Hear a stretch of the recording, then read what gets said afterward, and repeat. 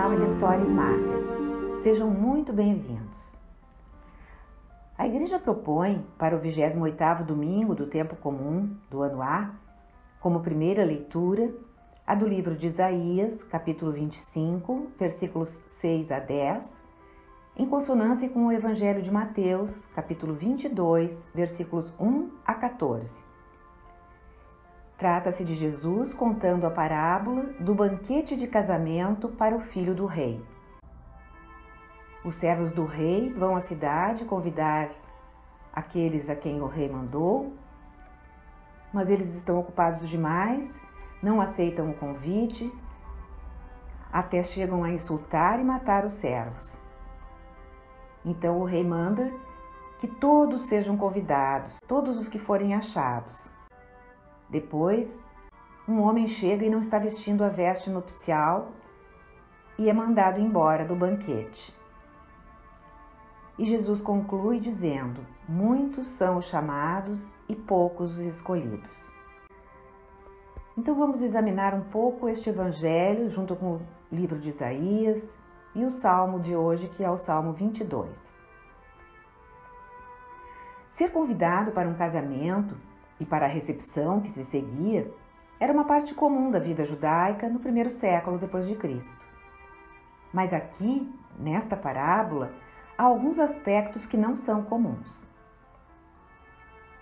Primeiro, por que as pessoas não aceitam o convite para o casamento do filho do rei? Embora elas estejam sendo convidadas para um casamento real, onde se sabe que a comida e a bebida serão boas, que a festa será muito agradável, elas simplesmente recusam o convite em busca de fazer coisas corriqueiras, como ir para o seu campo ou o seu negócio. Outras ainda prendem os servos que vão convidá-las, tratam-nos mal, insultam-nos e até os matam. São certamente respostas inesperadas para um convite de casamento.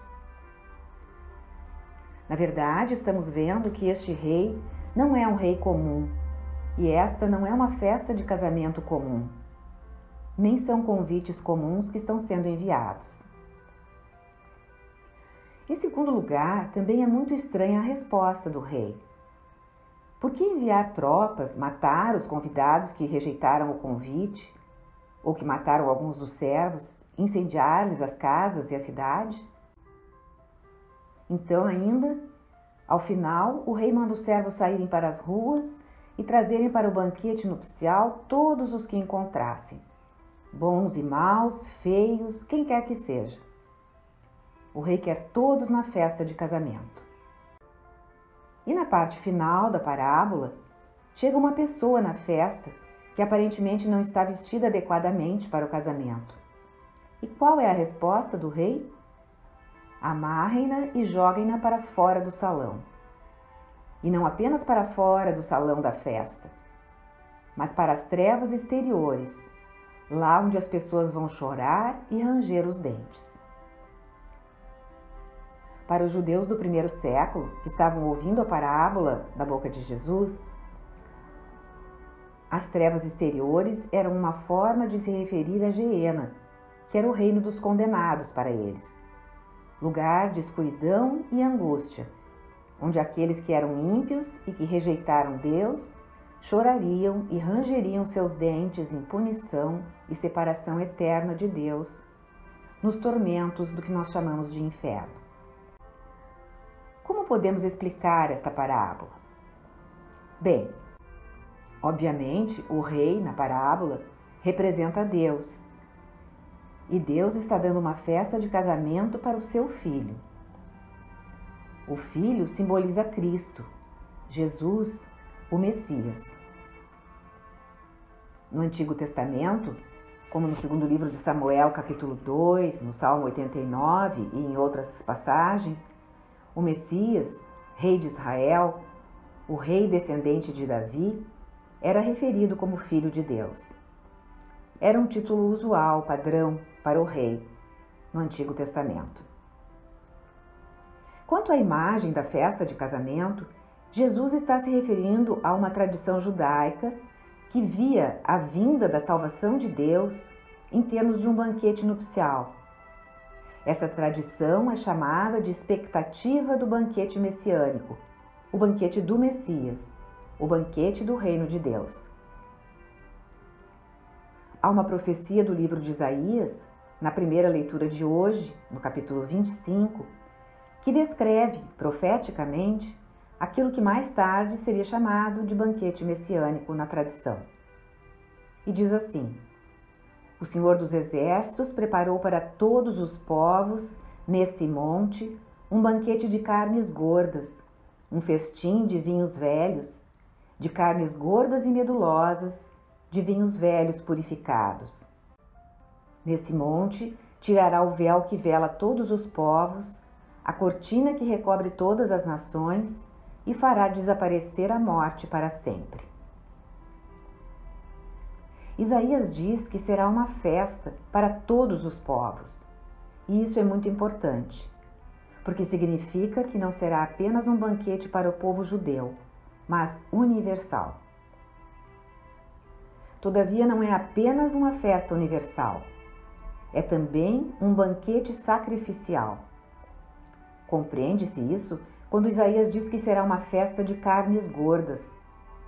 Ele está aludindo à linguagem do sacrifício no templo. Em Levítico 3,16, vê-se que quando eram oferecidos os sacrifícios, os sacerdotes não guardavam a gordura do animal, que era muito valiosa, para eles próprios, mas a queimavam no fogo, oferecendo-a a Deus. Então, quando Isaías fala sobre um banquete de carnes gordas, está aludindo ao templo e aos sacrifícios do templo. Bem, então sabemos que haverá um banquete universal e uma festa de sacrifício.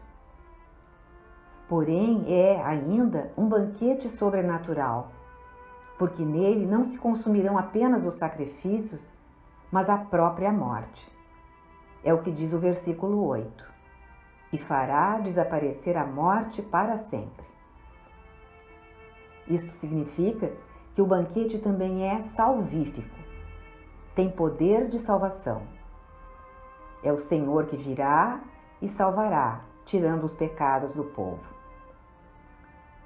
A festa de que Jesus está falando na parábola, consequentemente, não é nada menos que o banquete messiânico, o banquete do reino de Deus. Jesus está esclarecendo que, quando Deus convida as pessoas para virem ao seu banquete e elas recusam Deus, rejeitando o convite, esta é uma questão de vida e morte eternas. Este não é um simples convite para uma festa de casamento comum, é um convite para o reino de Deus. Jesus está aludindo à rejeição dele mesmo e de seus apóstolos pelos líderes em Jerusalém, a quem ele está falando. São aqueles que rejeitaram os servos do rei, que foram convidados para o banquete, mas não aceitaram, e ainda mataram aqueles que os convidavam, como matarão Jesus e alguns dos apóstolos. Então o rei diz: saiam e convidem a todos, os bons e os maus. Não é comum um rei normal mandar convidar todos, os pobres das ruas, bons e maus, para o casamento do seu filho. Pensemos num dos recentes casamentos da realeza britânica. Os convidados são cautelosamente escolhidos, pertencem à elite do mundo, conhecem a família real de alguma forma. Jesus está oferecendo a mensagem do reino, começando na terra de Israel e em Jerusalém. Depois que os líderes de Jerusalém o rejeitarem, e assim rejeitarem a mensagem, ela será anunciada até os confins da terra e incluirá não apenas Israel, mas também os gentios. Não apenas os bons, os membros da primeira aliança, mas os povos do mundo. Assim como disse Isaías, que haveria um banquete universal para todos os povos. Ainda precisamos tratar daquela imagem estranha de um dos convidados sem uma vestimenta de casamento. Quem já teve a experiência de comparecer a um evento em que não se veste da mesma maneira que todos os demais convidados, sabe que se sente imediatamente sem jeito, como se não se encaixasse ali, como se não pertencesse ao lugar. Aparentemente, no antigo judaísmo, havia algum tipo de roupa para ser usada em um casamento, apropriada para uma festa de casamento. O que está faltando ao homem que entra na festa de casamento? Sabemos por Isaías, capítulo 61, da sua profecia que diz: O Senhor me ungiu porque me enviou a proclamar a boa nova aos pobres, libertar os cativos e assim por diante. Ele está descrevendo o Messias. E Jesus mesmo, quando inicia o seu ministério naquela sinagoga de Nazaré, vai usar esta passagem e dizer que naquele dia ela se cumpre. No versículo 10 e nos seguintes, o profeta diz: Com grande alegria eu me rejubilarei no Senhor, e meu coração exultará de alegria em meu Deus, porque me fez revestir as vestimentas da salvação. Envolveu-me com o manto de justiça, como um recém-casado cinge o turbante, como uma jovem esposa se enfeita com suas joias. Deus o vestiu com as vestes da salvação, o cobriu com o manto da justiça e o trajou como um noivo. Esta é a imagem explícita que temos de uma veste nupcial no Antigo Testamento e está ligada ao Messias. Aquele homem que chega no casamento do filho do rei não está vestido adequadamente, porque carece do fruto que representa a justiça. Assim como na parábola dos vinhateiros perversos, que vêm a matar aqueles que o rei envia, inclusive seu filho. E esse homem é expulso da festa de casamento, que representa o reino dos céus. Vai para as trevas exteriores, o reino dos condenados, o inferno, que é, antes que um lugar, a separação eterna de Deus.